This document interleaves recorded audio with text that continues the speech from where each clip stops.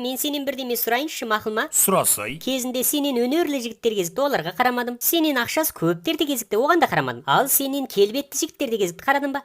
Қараған жоқсың. Сен осы білесің ба, сондай тұрып мен сені неге талдадым? Ойбай, жыртылмасай. Сол келбеттілерін қарамай қойған соң қарадың ғой маған.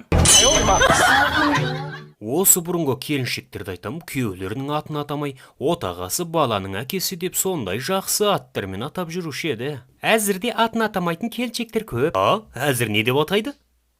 Есек, қаңғыбас, құмарпас, жынды деп атайды. Осы кешке дейін арақ ішеді дейді ғой. Я ішем. Арақ ішпеген кезде не істейсің? Мас болып ұйықтайын. Қайсы тамақты әдемі жасайсың? Мен ба? Тамақ мен қайнақ суды әдемі қайнатам. О, не деген пысықсың? Болды, сені аламын. Осы апасы жақсы көрмеген келінді неге әжесі жақсы көреді? Енді жауының жауы оның досы болады ғой. Қызығы, жаңа бір досым менің әйелімнің қолы кішкентай деп кәдімгідей ренжиді. Сосын айттым, қолы кішкентай болса жақсы ғой, таяқ жегеніңде еш жерің ауырмайды дедім. Сезім бар ма? Бар ғой. Ол қандай сезім? Жүкті болғаным сияқты. Жүкті болғандағы сезім ол қандай сезім? Сені көрсем құсқым келеді.